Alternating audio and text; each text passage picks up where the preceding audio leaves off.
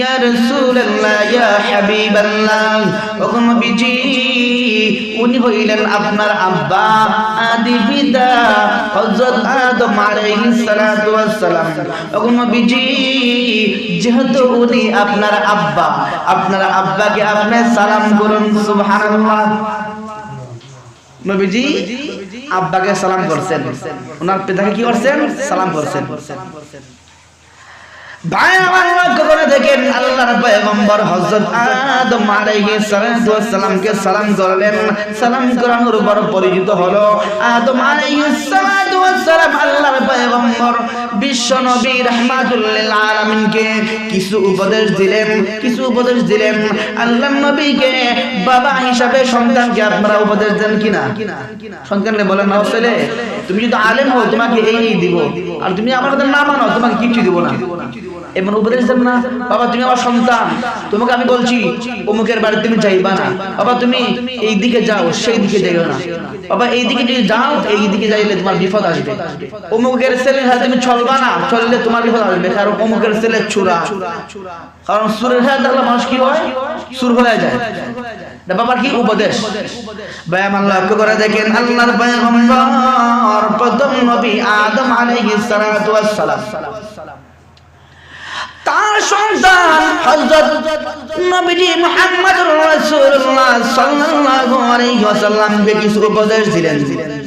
ভাই আমার লক্ষ্য করে দেখেন, আল্লাহর নবী বিশ্ব নবী রাহমাতুল লিল আলামিন আল্লাহর নবী আদম আলাইহিস সালাতু ওয়াস সালামের উপদেশ নিলেন। আমার ভাই লক্ষ্য করে দেখেন, আল্লাহর নবী বিশ্ব নবী রাহমাতুল লিল আলামিন একটি দৃশ্য দেখলেন। দৃশ্যটা কি? আল্লাহর নবী বিশ্ব নবী রাহমাতুল লিল আলামিন তাকাইলেন আদম আলাইহিস সালাতু ওয়াস সালাম তিনি যখন ডান দিকে তাকান আরেকবার বাম দিকে তাকান। ভাই আমার লক্ষ্য করে দেখুন, আদম আলাইহিস সালাতু ওয়াস সালাম যখন তিনি ডান দিকে তাকান, ডান দিকে যখন আদম পয়গম্বর তাকান, আদম আলাইহিস সালাতু ওয়াস সালাম তিনি হাসতে থাকেন। ওনার চেহারা খুশি, ওনার চেহারার মধ্যে হাসি, ওনার মুখের মধ্যে আনন্দ। ভাই আমার লক্ষ্য করে দেখেন, আল্লাহর পয়গম্বর হযরত আদম আলাইহিস সালাতু ওয়াস সালাম ডান দিকে তাকান, উনি আনন্দিত, উনি খুশি। আবার যখন তিনি বাম দিকে তাকাইলেন, বাম দিকে তাকানোর পর ওনার চেহারা বেজার হয়ে গেল, উনি বেজার হয়ে গেলেন, ওনার চেহারায় আনন্দ নাই।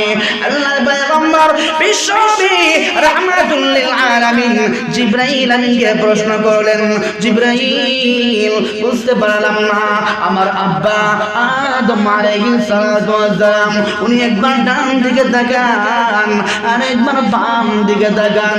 জিবরাইল আমার আব্বা আদম আলাইহিস সালাতু ওয়াস সালাম যখন ডান দিকে তাকান তখন তিনি খুশিতে আনন্দিত হয়ে হাসেন। ও জিবরাইল আমার আব্বা আদম আলাইহিস সালাতু ওয়াস সালাম যখন তিনি বাম দিকে তাকান আমার আব্বার চেহারাটা মলিন হয়ে যায়। জিবরাইল আমিন ডান দিকে বলেন, ইয়া রাসূলুল্লাহ ইয়া হাবিবাল্লাহ, আল্লাহর নবী গো জানেন নি ওরা হচ্ছে আদম আলাইহিস সালাতু ওয়াস সালামের সন্তান, ওরা ওই সন্তান যেই সন্তান ডান দিকে আছেন ওরা জান্নাতে যাবে। ওগো নবীজি ডান দিকে যেই সমস্ত সন্তানরা আদম আলাইহিস সালাতু ওয়াস সালামের ডান দিকে যেই সমস্ত সন্তানরা আছেন ওরা জান্নাতে যাবেন। ওগো নবীজি আদম আলাইহিস সালাতু ওয়াস সালাম তিনি যখন ডান দিকে তাকান উনি চেহারার মধ্যে আনন্দ দেখা যায়, উনি খুশি হয়ে যায়। এই জন্য খুশি হয়।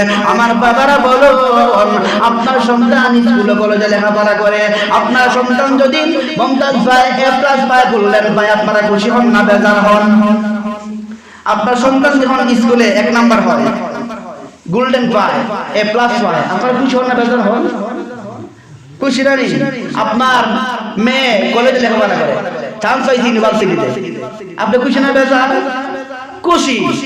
ভাই আমার লক্ষ্য করে দেখেন, আল্লাহর পয়গম্বর আদম আলাইহিস সালাতু ওয়াস সালাম ডান দিকে যখন তাকান, ডান দিকে যখন তাকান উনি খুশিতে ভরে যায়। এই জন্য খুশিতে ভরে যায়।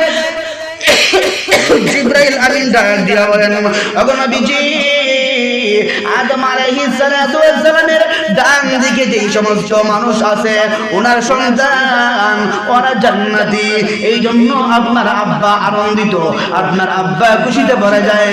নবীজি আর বাম দিকে যখন আদম আলাইহিস সালাতু ওয়াস সালাম তাকান, আদম আলাইহিস সালাতু ওয়াস সালাম বাম দিকে তাকানোর পরে তিনি ওনার চেহারাটা বেজার হয়ে যায়, চেহারাটা মলিন হয়ে যায়। এই জন্য যে বাম দিকে যে সমস্ত মানুষ ছিল ওরা ছিল জাহান্নামী। আমার সন্তান যদি বিপদে পড়ে যায় আমি খুশি হই না বেজার হই। আপনারা বুঝেন না আমার কথা? আমার সন্তান যদি কোনো বিপদের সম্মুখীন হয় তাহলে আমি খুশি হই না বেজার হই? বেজার হই, আল্লাহর কাছে কান্নাকাটি করি। যার কাছে গেলে আমার সন্তান মুক্তি পাবে আমি তার কাছে দৌড়ি, থানায় দৌড়ি, নেতার কাছে দৌড়ি, কেতার কাছে দৌড়ি, দৌড়াদৌড়ি করি না? এখন আদম আলাইহিস সালামের ডান দিকে যারা আছে ওরা দিকে তাকাইলে নবী খুশি, বাম দিকে তাকাইলে নবীজি কি দা বেজার। এখন নবীজি দেখছেন মেরাজে, কোন সময় বাবারা দেখছে না, ওই আদম নবীকে দেখছেন আর দেখছে ওনার আব্বা আদম নবী ডান দিকে তাকায় হাসে আর বাম দিকে তাকায় চেহারা বেজার। জিবরাইল বলেন এই জন্যই আপনার আব্বা বেজার হয়ে থাকে, ডান দিকে ওনার সন্তান, বাম দিকে ওনার সন্তান। আদম নবী থেকে এই পর্যন্ত সমস্ত মানুষ দুনিয়াতে আসে, হোক মুসলমান হোক কাফের, সবাই আদমের সন্তান না? আরো যারা কিয়ামত পর্যন্ত আসবে সবাই আদম নবীর সন্তান। ডান দিকে তাকায় ওরা তো দেখা যায় জান্নাতি, আদম নবী আসে আমার সন্তানরা পাস করছে ওরা জান্নাতে যাবে। আর বাম দিকে তাকায় ওরা ফেল করছে, এরা হয়ে যাইব জাহান্নামে যাইব। বাবা চেহারা বেজার। আল্লাহর নবী বিশ্ব নবী রাহমাতুল লিল আলামিন কে জিবরাইল আমিন বলেন ওগো নবীজি আসহাবুল ইয়ামিন ওয়া আসহাবুশ শিমাল, যারা আসহাবুল ইয়ামিন তারা ডান দিকে ওরা তারা জান্নাতে যাবে, ওয়া আসহাবুশ শিমাল আর যারা বাম দিকে ওরা জাহান্নামে যাবে। ওগো নবীজি এই জন্য আপনার আব্বা ডান দিকে তাকাইলে খুশি হন আর বাম দিকে তাকাইলে বেজার হন। বলে সুবহানাল্লাহ। প্রত্যেকটা বাবাই সন্তানের যদি কোনো উন্নতি দেখে বাবা কি খুশি হয়। এই দোয়াখানি মহল্লার, এই মাদারীনগর মহল্লার অনেক আলেম আছে, অনেক হাফেজ কোরআন আছে। এই যে আমাদের গ্রাম এই এলাকার হাফেজ হুসাইন অনেক ভালো হাফেজ, খুব সুন্দর তেলাওয়াত। তার তেলাওয়াতের এই প্রশংসা এবং কোনো মানুষ নাই করে না, সারা বানিয়েছেন তার প্রশংসা। এই যে প্রশংসা তার আব্বার মুখ কোনো বেজার হয়? আপনারা কি বলেন? তার আব্বা যখন শুনে তার ছেলের প্রশংসা করে, তার ছেলের সুনাম পায়, এই সময় তার আব্বার মুখ বেজার হয়? তার খুশি হয়, খুশি হয়।